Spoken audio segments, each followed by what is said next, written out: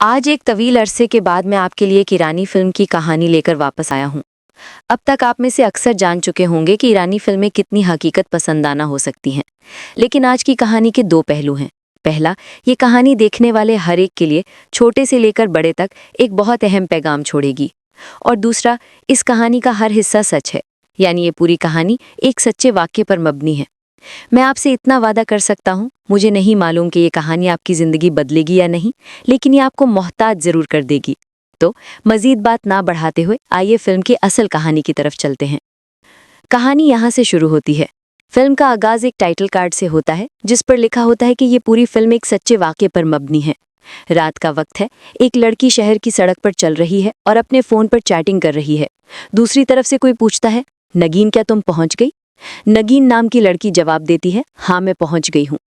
अचानक एक कार तेज आवाज में मौसीकी बजाती हुई उसके पास आकर रुकती है। नगीन कार की खिड़की के पास जाती है। अंदर मौजूद लड़का कहता है, आखिरकार तुम आ ही गई। नगीन पूछती है, तुम्हारा क्या मतलब है? मैं फौरन ही आ गई थी। लड़का मुस्कुराकर कहता है, कार में बैठो। नगीन फिर पूछती है, तुम मुस्कुराए क्यों? वो खफा होने का नाटक करती है। लड़का कार से बाहर निकलता है और उसे मनाने की कोशिश करता है।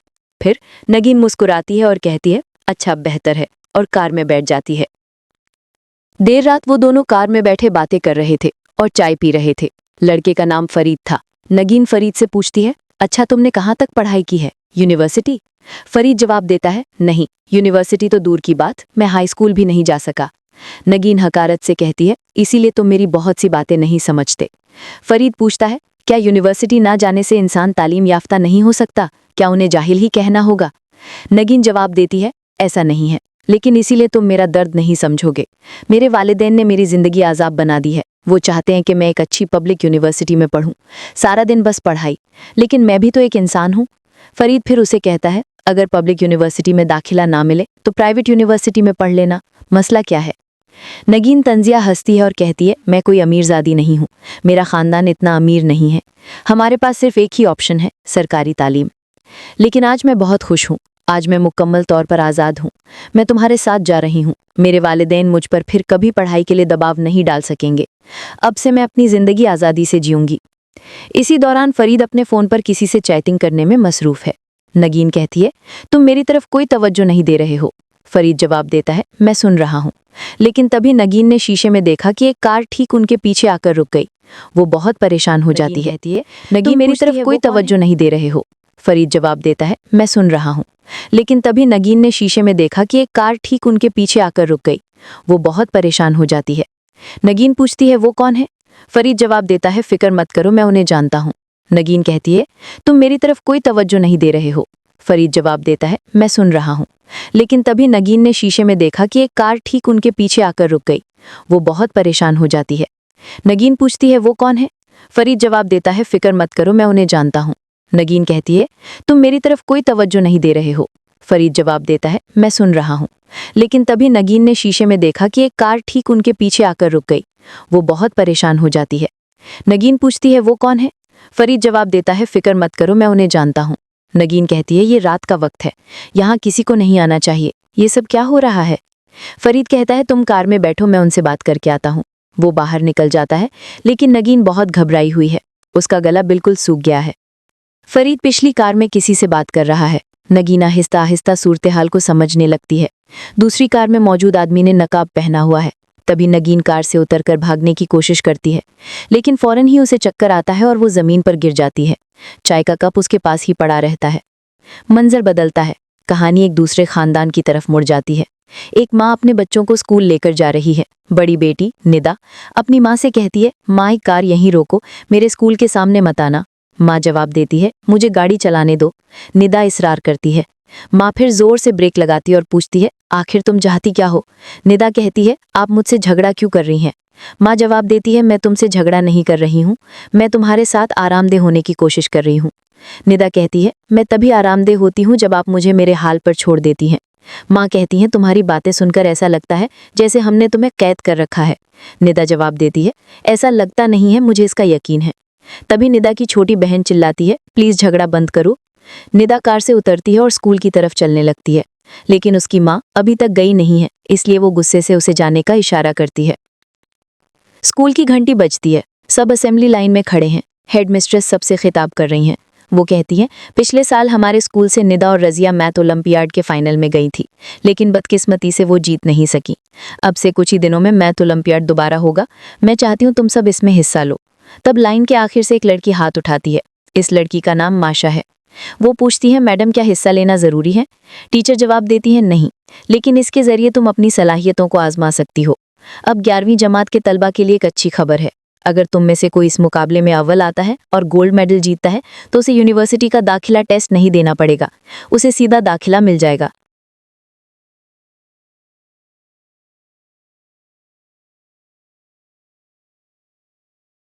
निधा एक दुकान में जाती है और कहती है, मेरा फ़ोन दीजिए, ये निधा के नाम से है।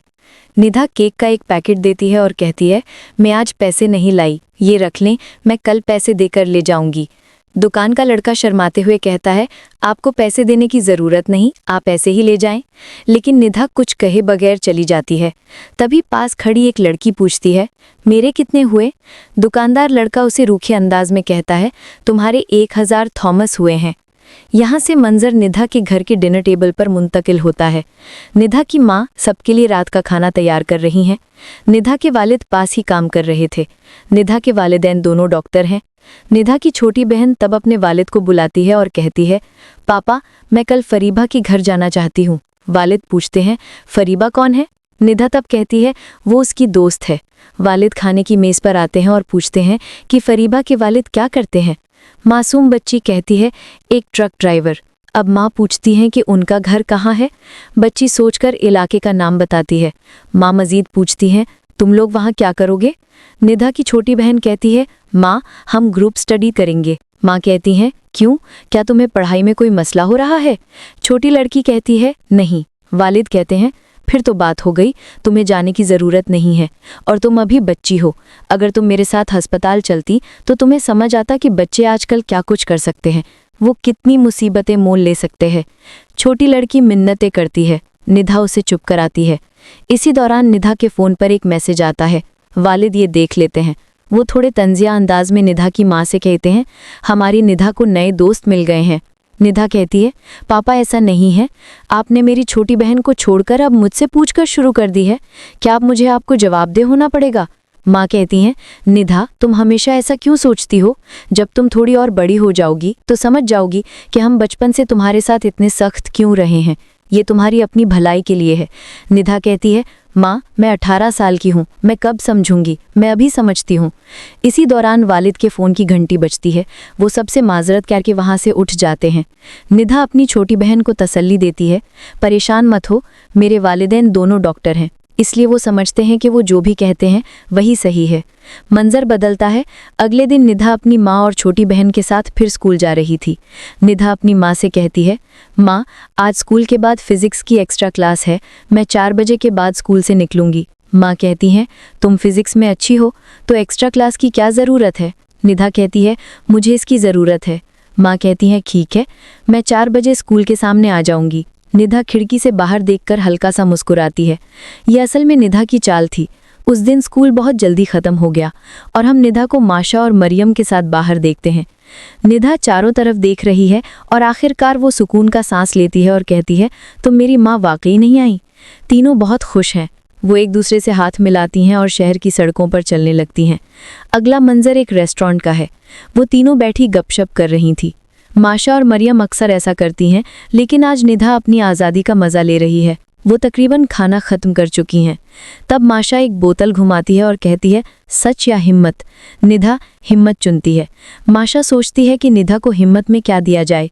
आसपास देखने पर उनकी नज़र खिड़की के बाहर बैठी एक बूढ़ी औरत पर पड़ती है। माशा कहती है, माँ और छोटी बहन के साथ फिर स्कूल जा रही थी। निधा अपनी माँ से कहती है, माँ, आज स्कूल के बाद फिज़िक्स की एक्स्ट्रा क्लास है, मैं 4 बजे के बाद स्कूल से निकलूंगी। माँ कहती हैं, तुम फिज़िक्स में अच्छी हो तो एक्स्ट्रा क्लास की क्या ज़रूरत है? निधा कहती है, मुझे इसकी ज़रूरत है।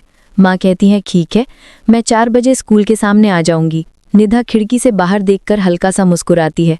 यह असल में निधा की चाल थी। उस दिन स्कूल बहुत जल्दी ख़त्म हो गया और हम निधा को माशा और मरियम के साथ बाहर देखते हैं। निधा चारों तरफ देख रही है और आखिरकार वो सुकून का सांस लेती है और कहती है, तो मेरी माँ वाकई नहीं आई। तीनों बहुत खुश हैं। वो एक दूसरे से हाथ मिलाती हैं और शहर की सड़कों पर चलने लगती हैं। अगला मंजर एक रेस्टोरेंट का है। वो तीनों बैठी गपशप कर रही थी। माशा और मरियम अक्सर ऐसा करती हैं, लेकिन आज निधा अपनी आज़ादी का मज़ा ले रही है। वो तकरीबन खाना ख़त्म कर चुकी हैं। तब माशा एक बोतल घुमाती है और कहती है, सच या हिम्मत? निधा हिम्मत चुनती है। माशा सोचती है कि निधा को हिम्मत में क्या दिया जाए। आसपास देखने पर उनकी नज़र खिड़की के बाहर बैठी एक बूढ़ी औरत पर पड़ती है। माशा कहती है, तुम्हें जो बैग नज़र आ रहा है, तुम्हें उस बैग से इस औरत का बटुआ चुराना है। निधा कहती है, नामुमकिन, मैं ये नहीं कर सकती। उसके पास बैठी मरियम कहती है, मैं जानती थी, मुझे तुम्हें हिम्मत के बजाय सच या खौफ देना चाहिए था। तुम बहुत डरपोक हो। निधा कहती है, ऐसी बात नहीं है, ये कोई ठीक काम नहीं है। तब मरियम खड़ी होती है और कहती है, मैं समझ गई, तुमसे नहीं होगा, देखो मैं कैसे करती हूँ। निधा उसे रोकती है और कहती है, मैं करूँगी, लेकिन एक शर्त पर, मैं बटवा वापस भी कराऊंगी। माशा और मरियम कहती हैं, वो तुम्हारा मसला है, लेकिन इससे तुम मज़ीद मुसीबत में पड़ सकती हो। वो तीनों रेस्टोरेंट से निकलती हैं और एक मंसूबा बनाती हैं। माशा और मरियम थोड़ा आगे चलती हैं, निधा पीछे।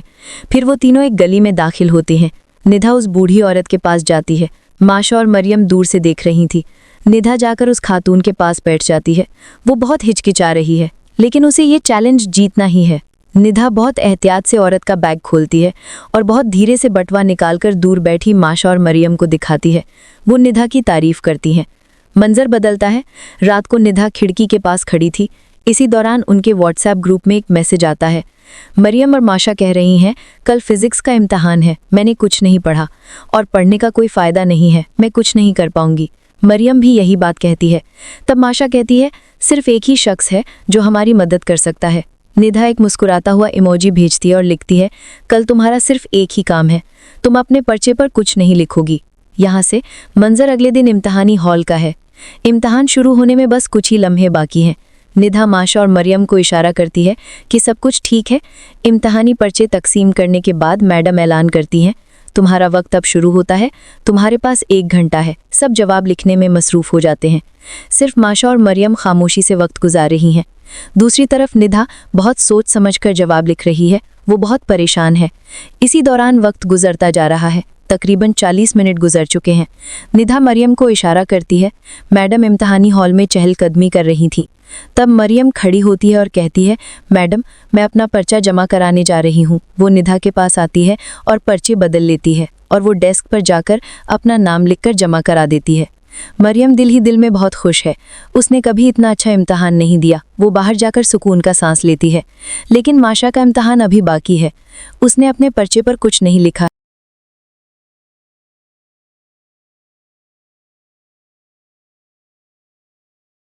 दूसरी तरफ हेड मिस्ट्रेस ऊपर से नीचे आती हुई दिखाई देती हैं। निदा को भी पर्चे मिल जाते हैं। उसके चेहरे पर मुस्कुराहट आ जाती है। माशा और मरियम को समझ नहीं आता कि क्या करें। तब अपनी हाजिर दिमागी का इस्तेमाल करते हुए वो दोनों भागकर टीचर के पास जाती हैं और एक दूसरे की शिकायत करने लगती हैं। मैडम, इसने मेरे पैसे ले लिए हैं। टीचर को समझ नहीं आता कि शिकायत किस बारे में है। दोनों बस बोले जा रही हैं। ये उनकी चाल है। अंदर निदा भी समझ जाती है। वो जाकर छुप जाती है। तभी एक और टीचर पीछे से हेडमिस्ट्रेस को आवाज़ देती है। इस दौरान जिस टीचर ने आज उनका इम्तिहान लिया था वो हेडमिस्ट्रेस के कमरे में दाखिल होती है। निदा मेज़ के नीचे छुपी हुई है। वो उन पर्चों को लेने आई है और साथ ही वो फ़ोन पर बात कर रही है। उस टीचर ने 5 दिन की छुट्टी ली है। आज रात वो अपने शौहर के साथ बाहर जा रही हैं। निदा सब कुछ सुनती है और जब वो टीचर चली जाती हैं तो वो दोबारा कैबिनेट के पास जाती है, लेकिन तब तक बहुत देर हो चुकी होती है। निदा के दिमाग में एक ख्याल आता है। वो टीचर्स की फाइल से उस मैडम के घर का पता निकाल लेती है। यहाँ से मंजर निदा के घर का है। सब एक साथ बैठकर रात का खाना खा रहे थे, लेकिन निदा चैटिंग में मसरूफ थी। वो उसी ग्रुप में माशा और मरियम से बात कर रही है। वो आज के मामले पर बहुत परेशान है। वो बहुत कुछ सोच रही हैं और निदा की चैटिंग और गैर मौजूदगी को घर के बाकी लोग देख रहे हैं। वालिद एक बार पूछते भी हैं, तुम इतनी परेशान क्यों लग रही हो? निदा अपने वालिद की बातों पर ज्यादा ध्यान नहीं देती। फिर माँ भी पूछती है। निदा चैटिंग करती रहती है। वालिदैन की बातों पर कोई ध्यान नहीं। इस दौरान वो माशा और मरियम से बात कर रही है। उसे किसी भी तरह इस मुसीबत से निकलना है। निदा माशा और मरियम से कहती है, मैडम तो छुट्टी पर जा रही हैं, हम आज रात ही उनके घर चलते हैं और अपने इम्तिहानी पर्चे ठीक करते हैं। माशा और मरियम दोनों कहती हैं, क्या तुम पागल हो गई हो? इम्तिहान में फेल होना बेहतर है, लेकिन पुलिस के पास नहीं जाना। निदा कहती है, डर रही हो? आपको याद होगा मरियम ने भी यही बात कही थी, लेकिन आज निदा के ताने का कोई असर नहीं होता। मरियम किसी भी हालत में नहीं जाएगी। इस दौरान निदा के वालिदैन दोनों समझ रहे हैं कि कुछ गड़बड़ है। वालिद दोबारा पूछते हैं। निदा गुस्सा हो जाती है। फिर वालिद भी गुस्सा हो जाते हैं। तुम खाने की मेज पर फोन क्यों लाई हो? निदा कहती है, क्या सिर्फ मैं ही लाती हूँ? आप भी तो लाते हैं। आप 24 घंटे फोन पर बात करते हैं। बाप और बेटी में बहस होने लगती है। माँ उन्हें रोकने की कोशिश करती है। छोटी बहन भी डर कर उठना चाहती है। माँ उसे बैठा देती है। इस दौरान चैट में मरियम बता देती है, निदा ये मामला भूल जाओ, जो होगा देखा जाएगा। निदा का दिल बहुत उदास हो जाता है। वो वहां से उठकर चली जाती है। घर के बाकी अफराद भी बहुत उदास हो जाते हैं। वो भी एक एक करके खामोशी से उठ जाते हैं। निदा अपने कमरे में आकर सर झुकाकर लेट जाती है। ठीक उसी वक्त उनके ग्रुप में एक मैसेज आता है। माशा निदा से कहती है, मुझे बहुत अफसोस है, मैं तुम्हारी परेशानी समझ सकती हूँ और मैं तुम्हारे साथ जाने को तैयार हूँ, लेकिन प्लीज मरियम को कुछ मत बताना, तुम मुझे पता दे दो।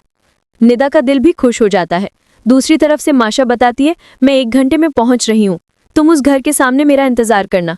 इसी दौरान निदा की छोटी बहन निदा के पास होमवर्क करने आती है और अगले मंजर में हम देखते हैं कि निदा चुपके से घर से निकल रही है। वो एक टैक्सी लेती है और उस पते के मुताबिक मैडम के घर के सामने आ जाती है। चारों तरफ घुप अंधेरा है। वो इधर उधर देख रही है, लेकिन उसे अभी तक माशा नजर नहीं आई। लेकिन तभी हम देखते हैं कि एक साया उसके पीछे से गुजर गया और जब निदा उस तरफ देखती है तो उसके सामने एक नकाब पहने हुए आदमी खड़ा है। निदा डर जाती है। वो पीछे हटने की कोशिश करती है। तब हम पीछे एक और शख्स को छुरी लिए हुए देखते हैं। मंजर 2 दिन बाद का है। निदा के स्कूल में पुलिस की गाड़ी आई है। एक मैडम आकर निदा की क्लास से माशा और मरियम को बुलाती है। ये खातून एक पुलिस अफसर है। वो माशा और मरियम से कुछ सवाल करने आई हैं। वो पूछती हैं, तुम्हें मालूम है कि तुम्हारी करीबी दोस्त निदा स्कूल क्यों नहीं आ रही है? माशा कहती है, मैडम मैंने उसे कई बार फोन किया था, लेकिन उसने मेरा फोन नहीं उठाया। अफसर बताती है, तुम्हारी दोस्त 2 दिन से लापता है। वो तुम्हारी करीबी दोस्त थी, तो क्या तुम्हें कुछ ऐसा याद आता है जो मुझे बताना चाहिए? माशा सोचकर कहती है, नहीं मैडम, ऐसा कुछ नहीं हुआ। अफसर कहती है, ठीक है, तुम अपनी क्लास में जाओ, बाद में जरूरत पड़ी तो फिर बुलाऊंगी। और यहाँ से मंजर एक घोड़ों के अस्तबल का है, जहाँ घोड़े पाले जाते हैं। कुछ लड़के बैठकर गपशप कर रहे थे और साथ ही फुटबॉल मैच देख रहे थे। इन लड़कों में वो लड़का भी है जिसे हमने फिल्म के बिल्कुल शुरू में देखा था, फरीद। फरीद और नगीन के साथ पेश आए इस वाकये का अभी तक आपको कोई ताल्लुक नहीं मिला होगा। धीरे धीरे आपके सामने सब कुछ वाजे हो जाएगा। यहाँ सब मिलकर मुनियती तौर पर जुआ खेल रहे थे और उस पते के मुताबिक मैडम के घर के सामने आ जाती है। चारों तरफ घुप अंधेरा है। वो इधर उधर देख रही है, लेकिन उसे अभी तक माशा नजर नहीं आई। लेकिन तभी हम देखते हैं कि एक साया उसके पीछे से गुजर गया और जब निदा उस तरफ देखती है तो उसके सामने एक नकाब पहने हुए आदमी खड़ा है। निदा डर जाती है। वो पीछे हटने की कोशिश करती है। तब हम पीछे एक और शख्स को छुरी लिए हुए देखते हैं। मंजर 2 दिन बाद का है। निदा के स्कूल में पुलिस की गाड़ी आई है। एक मैडम आकर निदा की क्लास से माशा और मरियम को बुलाती है। ये खातून एक पुलिस अफसर है। वो माशा और मरियम से कुछ सवाल करने आई हैं। वो पूछती हैं, तुम्हें मालूम है कि तुम्हारी करीबी दोस्त निदा स्कूल क्यों नहीं आ रही है? माशा कहती है, मैडम मैंने उसे कई बार फोन किया था, लेकिन उसने मेरा फोन नहीं उठाया। अफसर बताती है, तुम्हारी दोस्त 2 दिन से लापता है। वो तुम्हारी करीबी दोस्त थी, तो क्या तुम्हें कुछ ऐसा याद आता है जो मुझे बताना चाहिए? माशा सोचकर कहती है, नहीं मैडम, ऐसा कुछ नहीं हुआ। अफसर कहती है, ठीक है, तुम अपनी क्लास में जाओ, बाद में जरूरत पड़ी तो फिर बुलाऊंगी। और यहाँ से मंजर एक घोड़ों के अस्तबल का है, जहाँ घोड़े पाले जाते हैं। कुछ लड़के बैठकर गपशप कर रहे थे और साथ ही फुटबॉल मैच देख रहे थे। इन लड़कों में वो लड़का भी है जिसे हमने फिल्म के बिल्कुल शुरू में देखा था, फरीद। फरीद और नगीन के साथ पेश आए इस वाकये का अभी तक आपको कोई ताल्लुक नहीं मिला होगा। धीरे धीरे आपके सामने सब कुछ वाजे हो जाएगा। यहाँ सब मिलकर मुनियती तौर पर जुआ खेल रहे थे। उन्होंने फुटबॉल मैच पर शर्त लगाई थी और वो जीत भी गए थे। इसके बाद ये लड़के खलील नाम के एक गैंगस्टर से मिलने आते हैं और इस लंबे मुंह वाले लड़के का नाम है नादिर। वो खलील को समझा रहा है, मैंने अभी अभी फुटबॉल गेम में 1 मिलियन थॉमस जीते हैं। यहाँ जीतना बहुत आसान है और कमाई बहुत आसान है। अगर आप हमें कुछ पैसे उधार देते तो हम 1 हफ्ते में आपको दुगना करके वापस दे देते और हमारा भी फायदा रहता। गैंगस्टर खलील कहता है, ठीक है, तुम मेरे ऑफिस में मिलो। वो उस इलाके का बहुत बाअसर शख्स है। अगले मंजर में हम देखते हैं कि नादिर पैसे लेने सास्तबल गया है। वो 20 मिलियन थॉमस उधार लेता है। और अगले ही मंजर में एक और ट्विस्ट। इस लड़के को आपने यकीनन पहचान लिया होगा, निदा के स्कूल के पास वाली दुकान का वही लड़का जिसके पास सब अपने मोबाइल फोन जमा करवा कर जाते हैं। इस लड़के का नाम है हमीद। वो नादिर का ही छोटा भाई है। वो बाहर से खाना लेकर आता है, लेकिन हमीद का दिल बहुत उदास है और दूसरी तरफ नादिर तो जुए में मसरूफ है। फईद नाम का वो लड़का नादिर से पूछता है, तुमने इस खेल में कितने पैसे जुए पर लगाए हैं? नादिर पहले कुछ नहीं बोलता।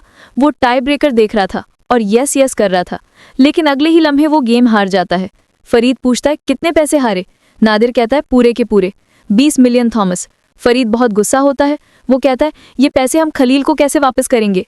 दोनों के बीच में झगड़ा शुरू हो जाता है और अगले मंजर में हम देखते हैं कि खलील नादिर के पास अपने पैसे वापस लेने आया है। नादिर उसे समझा रहा है, वेबसाइट बंद हो गई है, मैं मैच जीत गया था। लेकिन खलील इतने बहाने सुनने को तैयार नहीं, उसे सूद समेत अपने पैसे चाहिए। खलील समझ रहा है कि नादिर ने उसके साथ फ्रॉड किया है। वो और उसके लोग नादिर को बहुत मारते हैं और 1 हफ्ते का वक्त देकर वहां से चले जाते हैं। जख्मी नादिर फरीद को फोन करता है और पूछता है, क्या तुम्हारी उस लड़की से मिलने की तारीख पक्की हो गई है? आज रात ही मिलने का इंतजाम करो। और यहीं से फिल्म का मंजर घूमकर वहीं फिल्म के शुरुआती मंजर पर आ जाता है। नगीन को ऑनलाइन मोहब्बत के जाल में फंसाकर उस दिन फरीद लेकर आया था। नादिर फरीद से पूछता है, क्या लड़की ने चाय पी ली?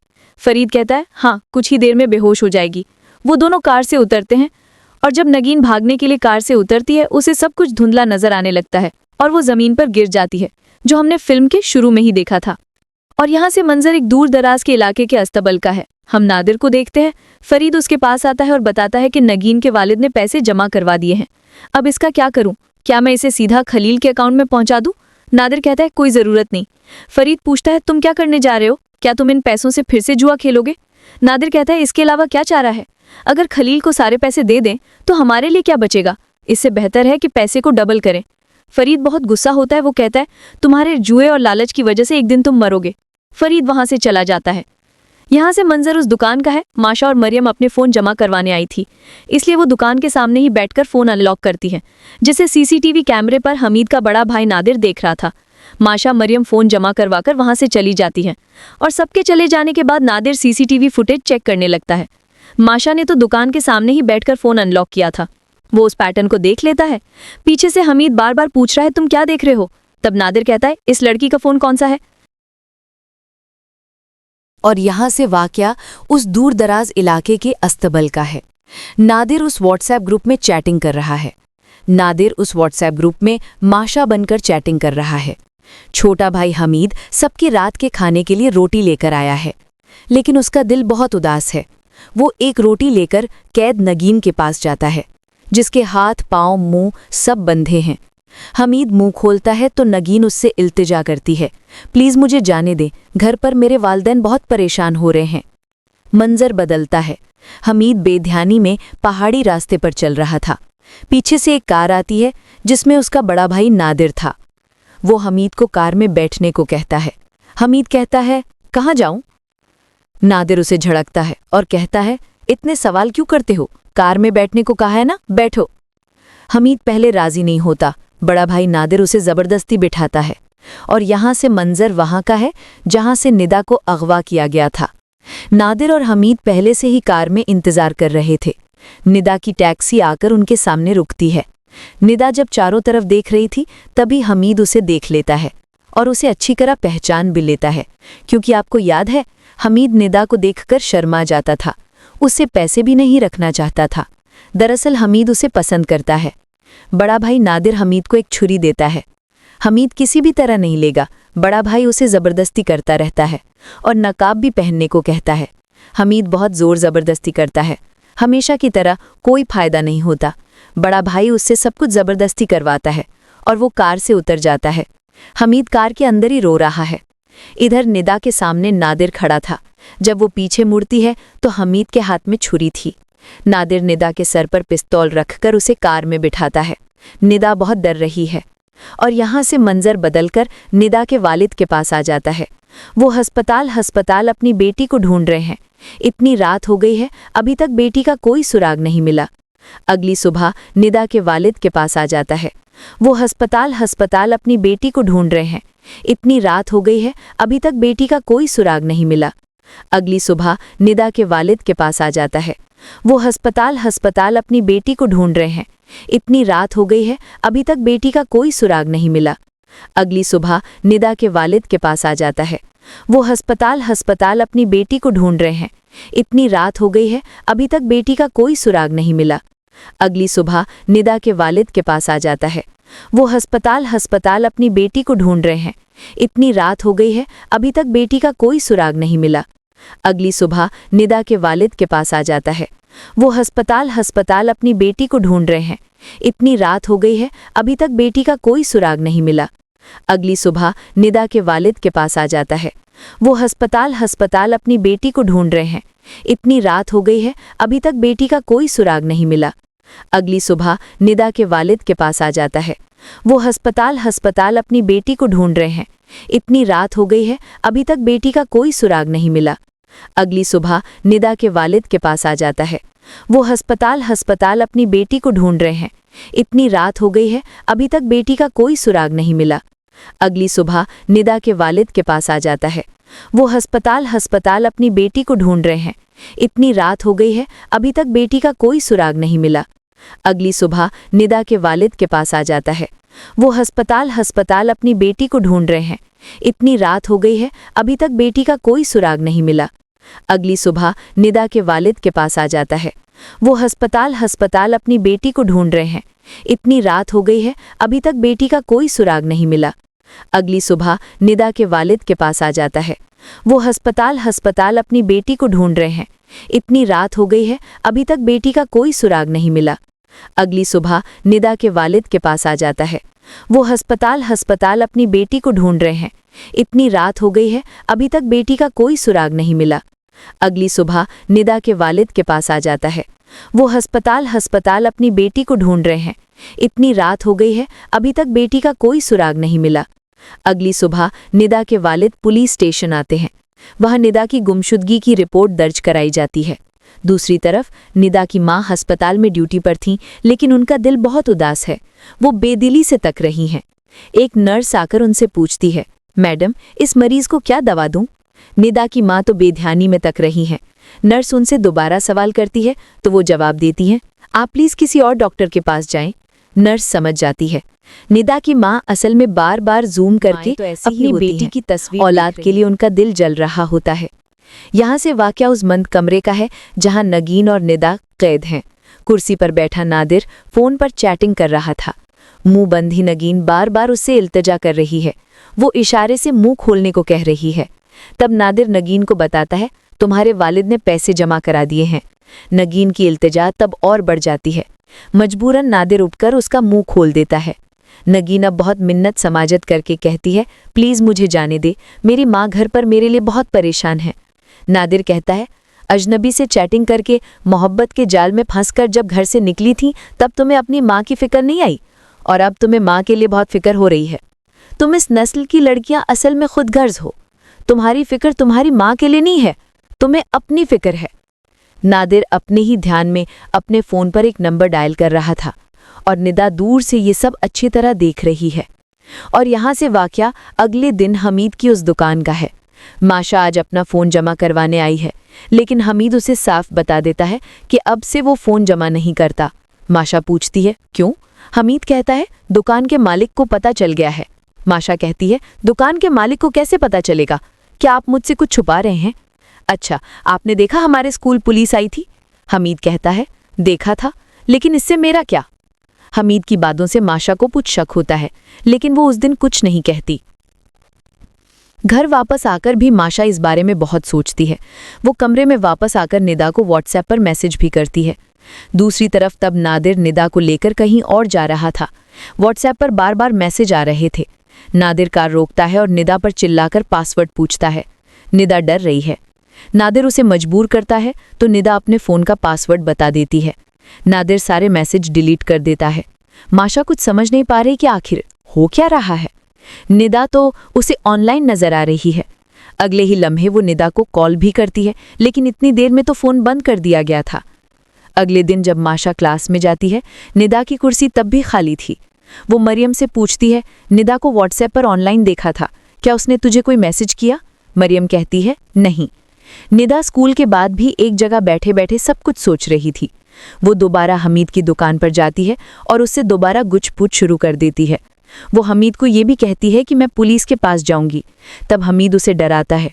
वो कहता है, तुम्हारी गैलरी की सारी ज़ाती तस्वीरें मेरे पास हैं और इसके अलावा भी बहुत सी हसास चीज़ें हैं। और ये भी तुम्हें बता दूं, निदा से व्हाट्सएप पर आखिरी बार तुम्हारी ही बात हुई थी। अगर पुलिस को तुमने कुछ बताया तो मैं तुम्हें ही फंसा दूंगा। माशा फिक्र में पड़ जाती है। मंजर बदलता है। रात के वक्त हम पुलिस की गाड़ी का सायरन सुनते हैं।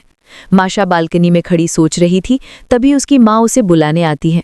माशा कहती है, माँ मैं अभी नहीं खाऊंगी, मुझे प्लीज़ अकेला छोड़ दें। माशा की माँ कहती है, पुलिस आई है, तुमसे बात करेगी। माशा की आंखें बड़ी बड़ी हो जाती हैं और यहाँ से वाकया थोड़ा पीछे जाता है। जिस दिन निदा घर से निकली थी उसने अपनी बहन को सब कुछ बताया था और उसकी छोटी बहन ये भी जानती थी कि निदा असल में माशा से ही मिलने जा रही है। निदा ने अपनी बहन से मदद मांगी थी 1 घंटे के लिए उसकी माँ को मसरूफ रखने के लिए, और वो अपना काम खत्म करके 1 घंटे के अंदर वापस आ जाएगी। उस दिन उसकी बहन ने उसकी बात मानी थी और निदा चुपके से घर से निकल गई थी। इधर निदा के वालिद अभी भी अपनी बेटी को ढूंढ रहे हैं। वो मरियम के घर आए हैं, अगर कोई भी एक इत्तला मिल जाए। लेकिन मरियम बताती है कि वो कुछ नहीं जानती। इसी दौरान निदा के वालिद के फ़ोन पर एक मैसेज आता है। वो मैसेज खोलते हैं, एक वीडियो जो एक ही लम्हे में वालिद को साकित कर देता है और वो समझ जाते हैं कि निदा अगवा हो गई है। और एक वालिद की उस वक्त क्या हालत हो सकती है ये सिर्फ वही वालिद जानते हैं। और ये पूरी तरह एक सच्चा वाक़या है जिसका हर एक लम्हा सच है। घर पर निदा की माँ और छोटी बहन अभी भी बहुत परेशान हैं। वालिद चुपचाप घर में दाखिल होते हैं और कुर्सी पर बैठते हैं। निदा की माँ आकर उनके पास बैठती हैं। वालिद सिर्फ अपना फ़ोन आगे बढ़ा देते हैं। निदा की माँ भी वो वीडियो देखती हैं। उनकी आंखों से सिर्फ पानी बह रहा है। तब छोटी बहन आकर सामने खड़ी होती है और कहती है, मुझे कुछ कहना है, मैं जानती हूँ उस रात निदा कहाँ गई थी। मंजर माशा के घर के नीचे का है। वो ही पुलिस अफसर आई हैं। वो माशा से कहती हैं, तुम्हें यकीनन याद होगा मैंने निदा के बारे में तुमसे पूछा था, मैं तुम्हारे स्कूल गई थी। माशा हल्का सा सिर हिलाती है। अफसर बताती हैं, अब तुम्हारे साथ मुझे और भी कुछ बातों पर बात करनी है। इसके बाद का मंजर माशा के घर के अंदर का है। पुलिस अफसर माशा से कुछ सवाल कर रही है, तुम्हारे वालिद कहाँ हैं? माशा रोते रोते कहती है, मेरे वालिद का बहुत पहले तलाक।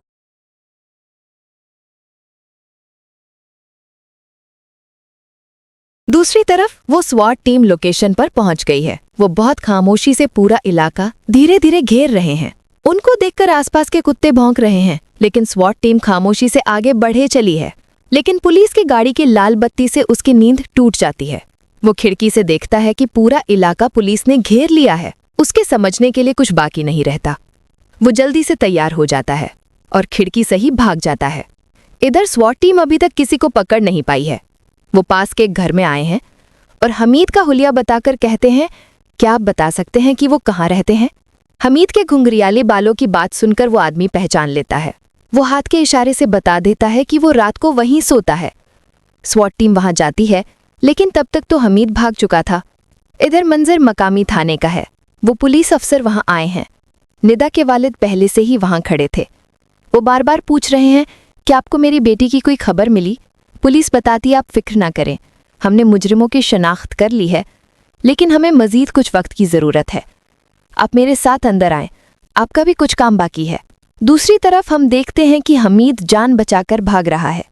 इधर पुलिस स्टेशन के अंदर अगवाकारों के साथ वीडियो कॉल पर बातचीत का एहतमाम किया गया है।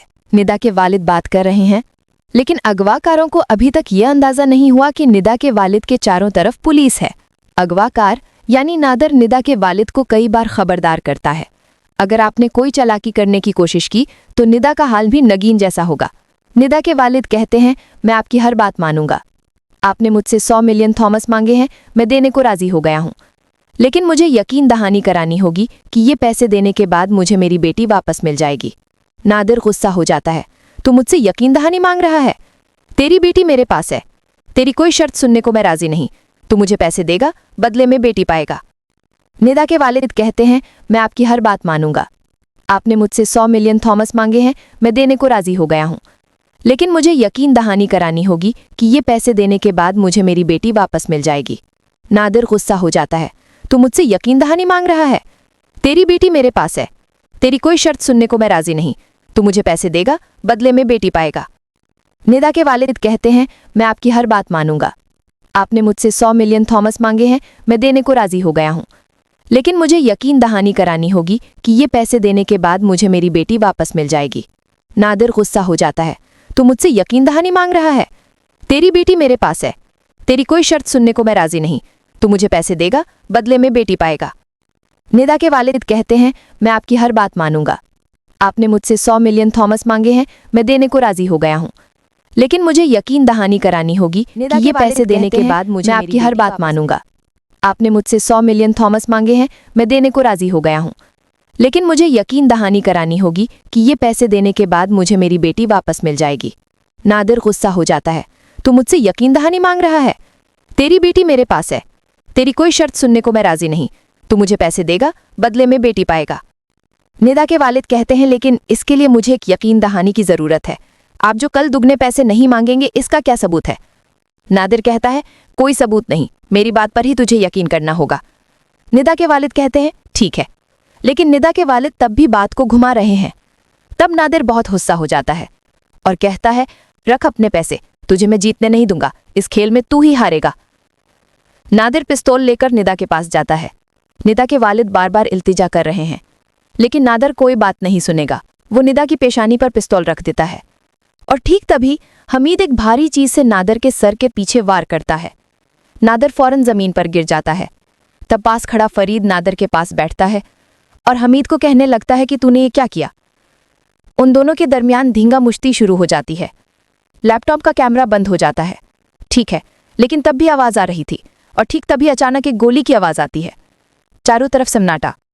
निदा के वालिद सिर्फ अल्लाह का नाम लेकर चीख उठते हैं। इधर पुलिस कंट्रोल रूम से स्वॉट टीम को इत्तला दी जाती है कि आपको कोई गोली की आवाज आई है। स्वॉट टीम बताती है कि आई है, मगर वाज़ेह नहीं। तब कंट्रोल रूम से लोकेशन दी जाती है कि मुश्तबा शख्स कहाँ हो सकता है। दूसरी तरफ बाहर तब फजर की अजान शुरू हो गई है। निदा के वालिद बेंच पर बेसुध बैठे हैं। उनकी आंखें भी नहीं झपक रहीं। पुलिस अफसर नमाज अदा कर लेते हैं। तब उनके वॉकी टॉकी पर खबर आती है, अगवाकार पकड़े गए हैं। वो पुलिस अफसर खुशी खुशी जाकर निदा के वालिद को बताते हैं, अगवाकार पकड़े गए हैं। लेकिन निदा का कोई रद्द-ए-अमल नहीं। पुलिस अफसर कहते हैं, आप खुश नहीं हुए? निदा के वालिद फ़ोन आगे बढ़ा देते हैं और जो मंजर दिखाई देता है, निदा लेटी हुई है और उसके चारों तरफ खून ही खून है। और यहाँ से मंजर उस ऑपरेशन का है कि वो कैसे हुआ था। स्वाट टीम ने उस घोड़ों के अस्तबल को पूरा घेर लिया था। उन्होंने एक एक करके सबको गिरफ्तार कर लिया। कई लोग जख्मी थे और नगीन नामी वो लड़की पहले ही मर चुकी थी। लेकिन वॉकी टॉकी पर बताया जाता है कि निदा अभी तक नहीं मिली।